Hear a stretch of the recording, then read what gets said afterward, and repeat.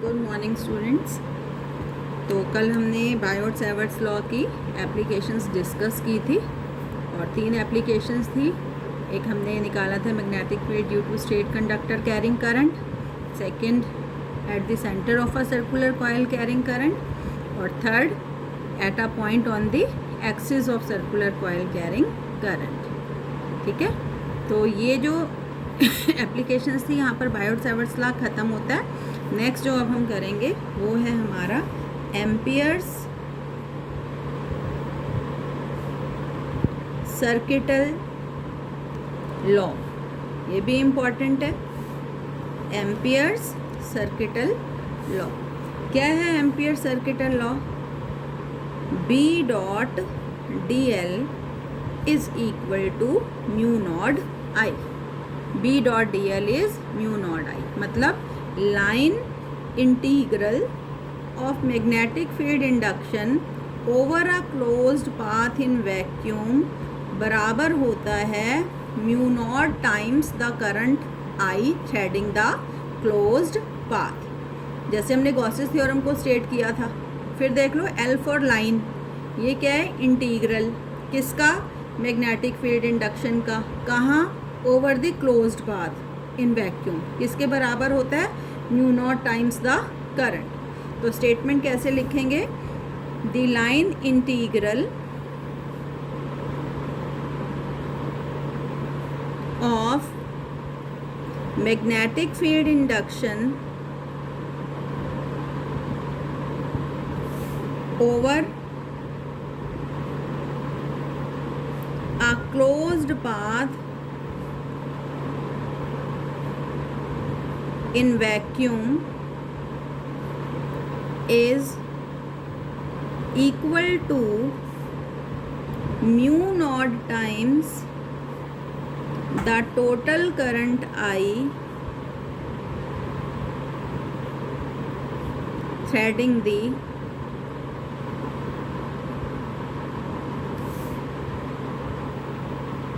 Closed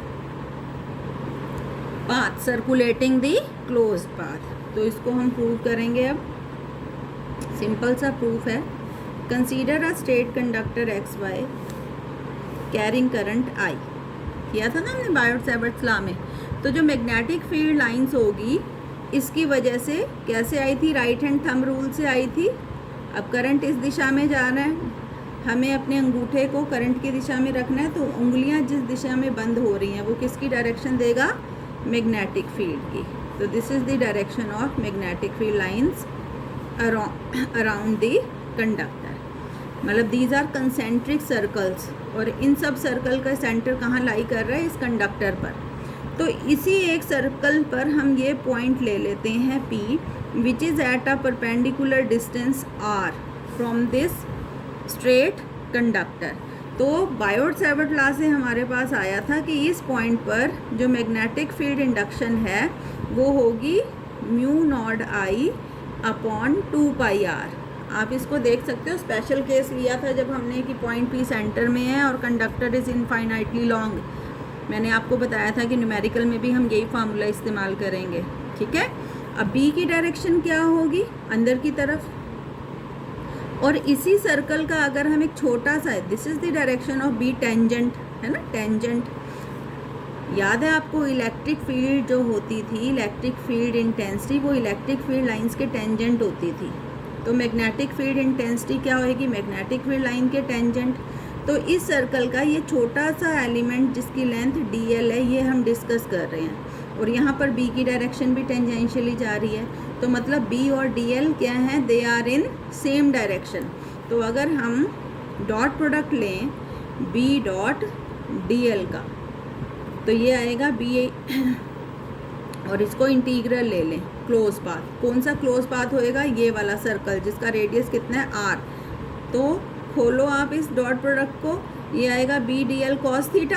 याद है ना, A डॉट B होता है AB cos थीटा। तो B डॉट DL क्या हो जाएगा? B DL cos theta. अब क्योंकि ये दोनों सेम डायरेक्शन में है B और DL, तो थीटा कितना हो जाएगा? 0 और cos 0 कितना हो जाएगा? 1। तो ये बराबर आ गया आपका B इंटू DL। B का मैग्नीट्यूड बेटे कितना निकाला है आपने? ये रहा।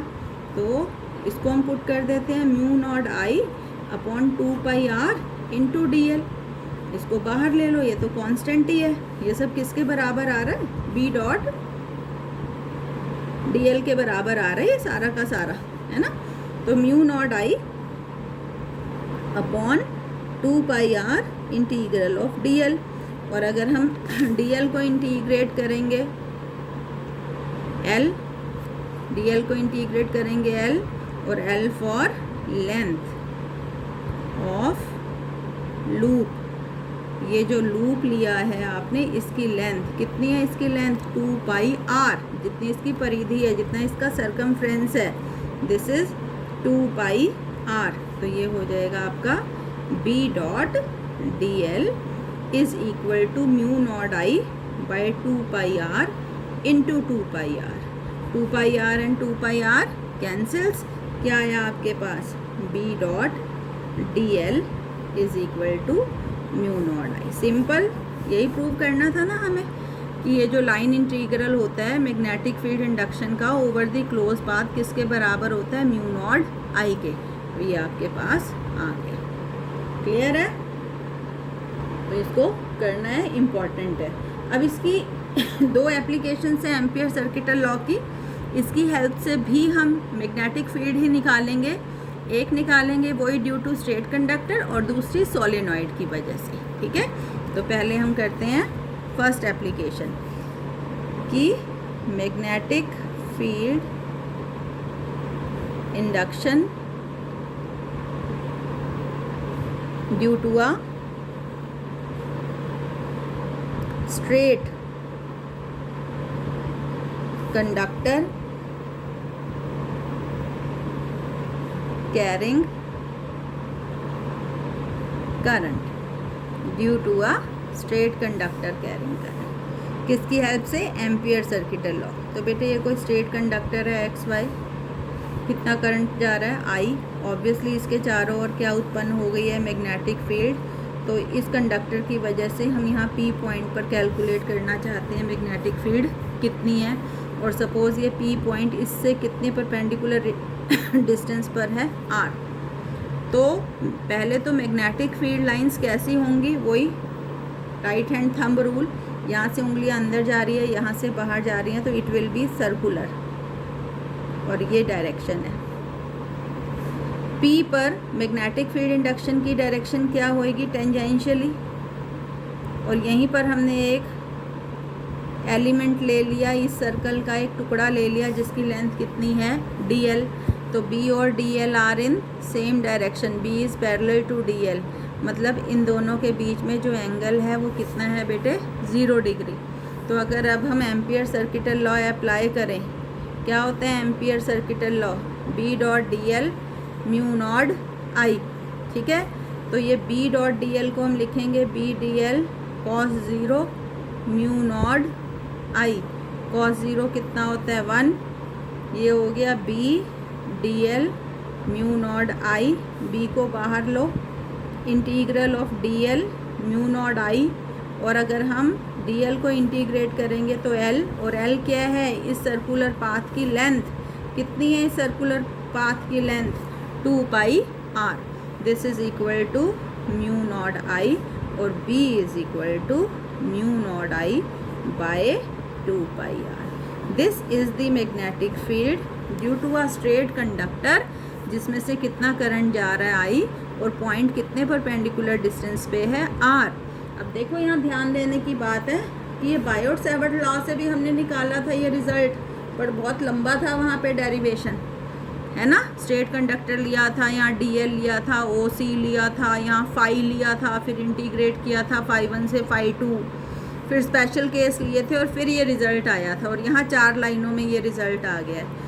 तो अगर क्वेश्चन हो कि मैग्नेटिक फील्ड निकालनी है due to a straight conductor carrying current, और नहीं बताया कि बायोट सेवर्ट से करना है या एम्पियर सर्किटल से, तो आप प्रेफर करना कि आप एम्पियर सर्किटल से करो। यहाँ पर ये डेरिवेशन छोटा है। ठीक है बेटा, तो this is the magnetic field induction. यहाँ पे एक सिंपल सा न्यूमेरिकल मैं आपको दे रही हूँ। Calculate magnetic field at a point P lying at perpendicular distance 2 millimetre है, अब ये मिली है याद रखना, from a straight conductor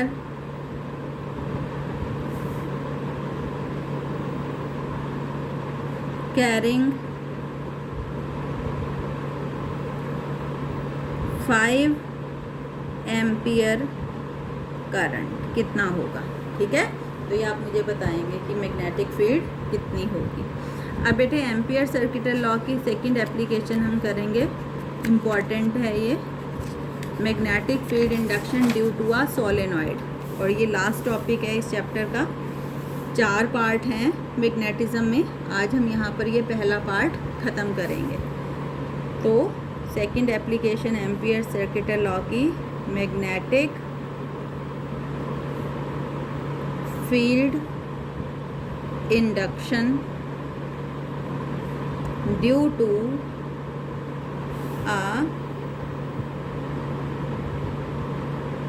solenoid, due to a solenoid. ठीक है, क्या होता है सोलेनॉइड? कोई भी वायर जिसको हमने हेलिक्स की फॉर्म में क्लोजली बाउंड किया हो इस तरीके से, क्या कहलाती है? सोलेनॉइड। जैसे आपके पेन में रिफिल के आगे स्प्रिंग लगी होती थी ना छोटी सी, तो स्प्रिंग टाइप चीज़ होती है सोलेनॉइड।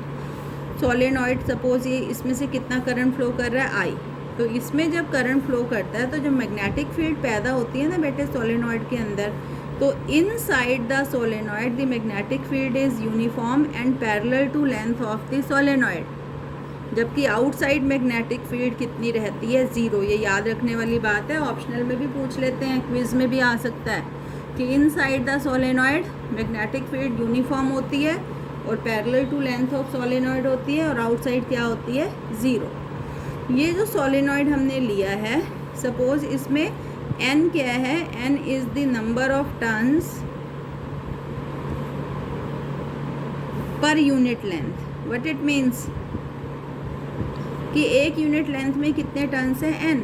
सपोज आपके सोलेनॉइड की लेंथ है 2 मीटर, ठीक है, और उस पूरी लेंथ में कितने टर्न्स हैं? 100। तो number of turns per unit length, देखो टोटल नंबर ऑफ टर्न्स हैं 100, टोटल लेंथ कितनी है सोलेनॉइड की? 2 मीटर, लेकिन मैं आपसे पूछूँ number of turns per unit length, तो ये हो जाएंगे 100/2, 50। इसको हमने n माना है। ठीक है, n is the number of turns per unit length. तो इस सोलेनॉइड की वजह से हम मैग्नेटिक फील्ड कैलकुलेट करेंगे कि कितनी रहेगी सोलेनॉइड के अंदर, बाहर तो कितनी है? 0। तो ऐसा करने के लिए व्हाट वी डू, ये जो हमारा सोलेनॉइड है इसमें हम एक लूप डिस्कस कर लेते हैं। इसमें से आई करंट जा रहा है, एक स्क्वायर लूप डिस्कस कर लिया, P Q R S। ठीक है, P Q R S, और सपोज P Q की लेंथ बेटे कितनी है यहाँ पे? L। तो आप मुझे बता सकते हैं P से Q तक कितने लपेटे आएंगे? इसमें कितने आएंगे? 1 सेंटीमीटर में n लपेटे हैं, तो L सेंटीमीटर में कितने हो जाएंगे? n into L। ये टोटल नंबर ऑफ टर्न्स आएंगे P से Q लेंथ के बीच में, कितने लपेटे, कितनी कुंडलियाँ होंगी इसमें? n into L। कितने टर्न्स होंगे टोटल? n into L। ठीक है, तो ओवर दिस लूप अगर हम कैलकुलेट करें मैग्नेटिक फील्ड इंडक्शन तो कितना होगा? मैग्नेटिक फील्ड इंडक्शन का लाइन इंटीग्रल लेना है हमने ओवर क्लोज्ड पाथ, और अब ये क्लोज पाथ कौन सा है हमारा? P Q R S। इसको हम तोड़ के भी लिख सकते हैं इस क्लोज पाथ को कि B dot D L P से Q plus B dot D L Q से R plus B dot D L R से S plus B dot D L S से P, है ना? P से Q P से Q, Q से R, R से S और S से P। टोटल कितना हो गया? P, Q, R, S। अब इनको अलग अलग अगर हम इवेल्यूएट करें तो ये कितना बनेगा? पहले इसको देख लेते हैं। B डॉट DL, P से Q। तो देखो यहाँ B भी, मैग्नेटिक फील्ड लाइंस कैसी हैं? Parallel to length. B भी इसी तरफ है और L भी इसी तरफ है, DL। कितना लेंगे? DL, P से Q। तो इन दोनों के बीच में एंगल कितना रहेगा? 0। तो PQ B into DL cos 0, और cos 0 होता है 1, तो ये हो जाएगा B DL PQ। B बाहर ले लो, DL P से Q। अब बताना P से Q DL कितना होगा? कितनी है P से Q तक की लेंथ? L है ना टोटल, तो L आ जाएगा B इंटू L। तो इसका जो कंट्रीब्यूशन है वो आ गया B इंटू L। अब अगले का कर लेते हैं। ये आ जाएगा B डॉट DL Q से R। ये है Q से R, ये है आपका B इस डायरेक्शन में, और ये है QR। दोनों के बीच में एंगल कितना बन रहा है? 90 डिग्री इस केस में। तो ये आएगा B DL cos 90, Q से R, और cos 90 क्या होता है? 0 होता है। तो सारा कंट्रीब्यूशन क्या हो गया? 0। तीसरा देखो, इससे कितना आ रहा है? इस वाले टर्म से।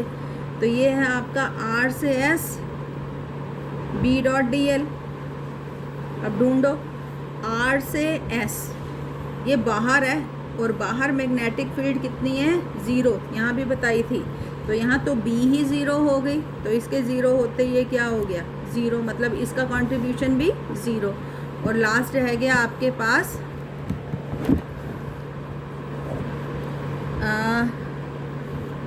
S से P B dot DL, S से P B डॉट DL। अब S से P, ये है S से P, B अभी भी यही है, और ये SP है। कितना एंगल है B और DL के बीच में? 90। तो अगेन cos 90 क्या हो जाएगा? 0।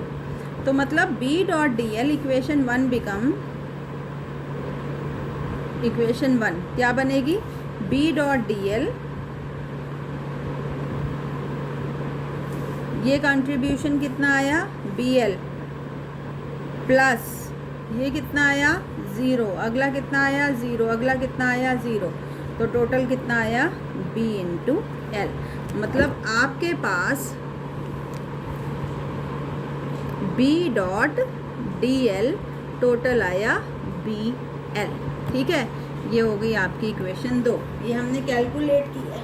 ठीक है, अब अगर हम एम्पियर सर्किटल लॉ लगाएं, according to Ampere circuital law, according to amperes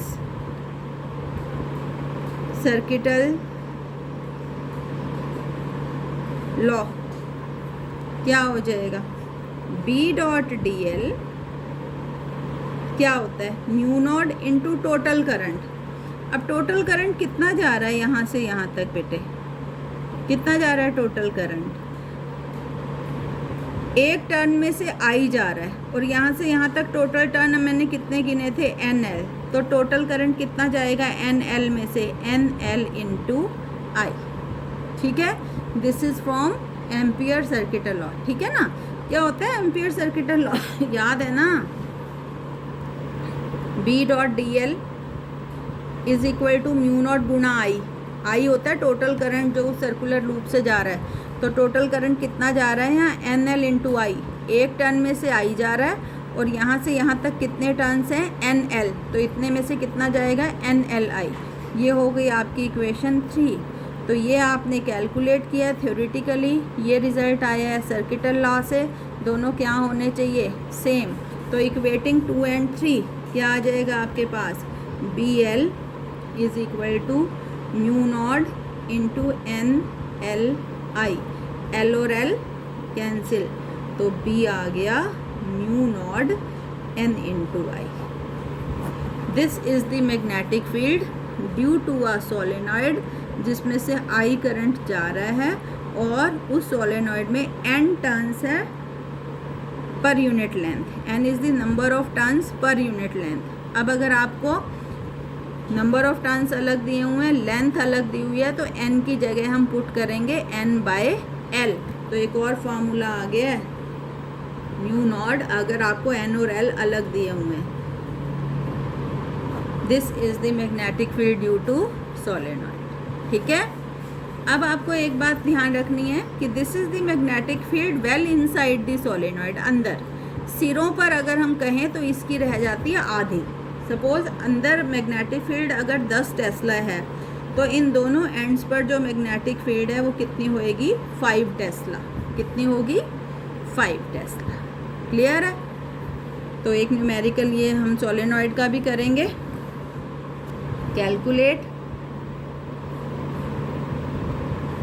magnetic field due to a solenoid carrying 5 ampere current and having 100 turns per unit length। क्या दिया हुआ है? ये गिवन क्या है आपको? आई दिया है 5 एम्पियर और ये है 100 टन्स पर यूनिट लेंथ, मतलब स्मॉल एन दिया हुआ है 100। और आपको क्या निकालनी है? मैग्नेटिक फील्ड निकालनी है ड्यू टू आ सोलेनॉइड। ठीक है बेटे, अब एक शॉर्ट नोट में आपको दे रही हूँ यहाँ पे, एक टोरॉइड भी होता है। Magnetic field due to a toroid. Toroid क्या होता है? ये था ना आपका सोलेनॉइड, ऐसा था ना। अगर मैं इस सोलेनॉइड के दोनों एंड को जोड़ दूं तो ये कैसा बन जाएगा? भाई स्प्रिंग के अगर दोनों एंड को जोड़ दो तो आपको ऐसे मिल जाएगा, है ना। तो ये जो एंडलेस सोलेनॉइड होता है इसको हम क्या कहते हैं? टोरॉइड। क्या कहते हैं? टोरॉइड। तो जो मैग्नेटिक फील्ड यहाँ पे लंबी थी और जब आप इन दोनों एंड को जोड़ दोगे तो कैसी हो जाएंगी? मैग्नेटिक फील्ड लाइंस सर्कुलर हो जाएंगी। ठीक है, और अगर मैं यहाँ कोई पॉइंट ले लूँ P, जो इससे सेंटर से कितनी दूरी पर है? R, वहाँ पर अगर हम मैग्नेटिक फील्ड निकालें तो सेम ही आती है, क्योंकि यही वाली तो चीज़ है, इसी को तो हमने सिर्फ मिला दिया है, तो सेम ही आएगी। कितनी आएगी? जितनी सोलेनॉइड की आई थी, म्यू नॉट एन आई। ठीक है, mu not an I. Clear है? तो दिस कंप्लीट्स विद आपका जो 3rd यूनिट थी बेटे, उसका जो पहला चैप्टर था यहाँ पे। इस चैप्टर में हमने बेसिकली क्या किया? हमने मैग्नेटिक फील्ड को डिफ़ाइन किया था, फिर बायोट-सैवर्ट लॉ किया, उसकी एप्लीकेशन की, और आज हमने एम्पियर सर्किटल लॉ किया है और इसकी एप्लीकेशंस की हैं। तो आप इसको अच्छे से रिवाइज़ कर लेना। ये जो 2 न्यूमेरिकल्स भेज रही हूँ इनको करना। अब हम क्लास रखेंगे मंडे को। कल आपकी क्विज़ है कि नहीं है? नहीं, कल आपकी क्विज़ नहीं है, तो मैथ्स की क्विज़ है, मैथ्स की है, मैथ्स और बायो वाले बच्चों की है, शायद एक बार चेक कर लेना। ठीक है, तो अब मंडे को इसका हम टेस्ट रखेंगे, ये जो हमने आज फर्स्ट पार्ट कंप्लीट किया है। अब टेस्ट के क्वेश्चन भी सुन लो क्या होगा। बायोट-सैवर्ट लॉ आएगा, एम्पियर सर्किटल लॉ आएगा, फोर्स आएगा कि जब चार्ज मूव करता है मैग्नेटिक फील्ड में कितना फोर्स एक्ट करता है, और बायोट-सैवर्ट लॉ की जो एप्लीकेशंस हैं बस ये कर लेना। न्यूमेरिकल हमने जो दिए हैं सिंपल इसी तरीके के पूछे जाते हैं, तो टेस्ट आप अच्छे से तैयार करना, और फिर हम मंडे को इसका नेक्स्ट पार्ट भी शुरू करेंगे। तो मंडे 2 बजे हम क्विज़ रखेंगे, टेस्ट रखेंगे। ठीक है, ओके, थैंक यू।